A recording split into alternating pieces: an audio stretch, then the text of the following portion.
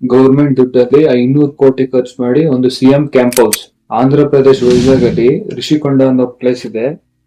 ಅಂದ್ರೆ ರೀಸೆಂಟ್ ಆಗಿ YS Jaganmohan Reddy CM ಆಗಿದ್ದಾಗ ಅವ್ರ ಗೌರ್ಮೆಂಟ್ ಅಂಡರ್ ಅಲ್ಲಿ ಒಂದು ರೆಸಾರ್ಟ್ ಕಟ್ತಾರೆ. 500 ಕೋಟಿ ಖರ್ಚು ಮಾಡಿರ್ತಾರೆ ಇದನ್ನ ಕಟ್ಟಕ್ಕೆ. ಇದು ಟೋಟಲ್ ಲ್ಯಾಂಡ್ 60 ಏಕರ್ಸ್ ಇದ್ರೆ ಅದರಲ್ಲಿ ಈ ಪ್ಯಾಲೇಸ್ ಒಂದ್ 10 ಎಕರೆ ಇರುತ್ತೆ, ಫುಲ್ ಬಿಲ್ಡಿಂಗ್ ಎಲ್ಲ ಸೇರಿ. ಸೊ ಮೊದ್ಲು ಈ ಪ್ಯಾಲೇಸ್ ಅಲ್ಲಿ AP ಟ್ರಾವೆಲ್ ಅಂಡ್ ಟೂರಿಸಂ ಅವ್ರದ್ದು ಹರಿತಾ ರೆಸಾರ್ಟ್ಸ್ ಅಂತ ಇತ್ತು. ಸೊ ಈ ಹರಿತಾ ರೆಸಾರ್ಟ್ಸ್ ತುಂಬಾನೇ ಬಜೆಟ್ ಫ್ರೆಂಡ್ಲಿ ಆಗಿತ್ತು ಆವಾಗ. AP ಗೌರ್ಮೆಂಟ್ಗೆ ತುಂಬಾನೇ ರೆವೆನ್ಯೂ ಜನರೇಟ್ ಆಗ್ತಾ ಇತ್ತು ಇದರಿಂದ. ಆದ್ರೆ ಈ ಹರಿತಾ ರೆಸಾರ್ಟ್ ನ ಡೆಮಾಲಿಷ್ ಮಾಡಿ ರಿಷಿಕೊಂಡ ಪ್ಯಾಲೇಸ್ ನ ಕಟ್ಟಕ್ಕೆ ಸ್ಟಾರ್ಟ್ ಮಾಡ್ತಾರೆ.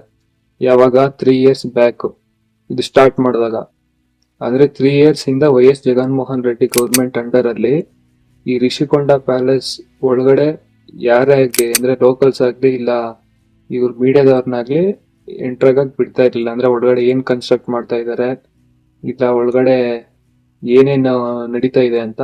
ಆದ್ರೆ ಇವಾಗ TDP ಗೌರ್ಮೆಂಟ್ ಬಂದಿರೋದ್ರಿಂದ, ಚಂದ್ರಬಾಬು ನಾಯ್ಡು CM ಆಗಿರೋದ್ರಿಂದ TDP ಪಾರ್ಟಿ ಅವರು ಹೋಗ್ತಾರೆ ರಿಷಿಕೊಂಡ ಪ್ಯಾಲೇಸ್ಗೆ, ಏನಿದೆ ಒಳಗಡೆ ನೋಡೋಣ ಅಂತ. ಬಟ್ TDP ಪಾರ್ಟಿ ಅವ್ರಿಗೆ ಗೊತ್ತಾಗೋದು ಏನಂದ್ರೆ ಆ ಪ್ಯಾಲೇಸ್ ಒಳಗಡೆ ಇರೋ ಟೇಬಲ್ ಇಂದ ಹಿಡಿದು ಬಾತ್ರೂಮ್ ಅಲ್ಲಿರೋ ಬಾತ್ ಟಬ್ ವರ್ಗುನು ಎಲ್ಲಾ ಕಾಸ್ಟ್ಲಿನೇ ಇರುತ್ತೆ.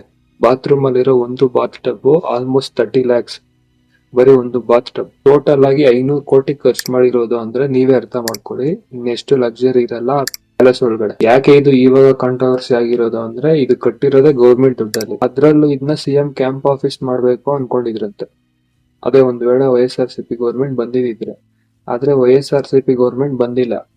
ಇಷ್ಟೆಲ್ಲ ಒಂದು CM ಕ್ಯಾಂಪ್ ಆಫೀಸ್ಗೆ 500 ಕೋಟಿ ಖರ್ಚು ಮಾಡಿರೋದು ಇದೇ ಫಸ್ಟ್ ಟೈಮ್.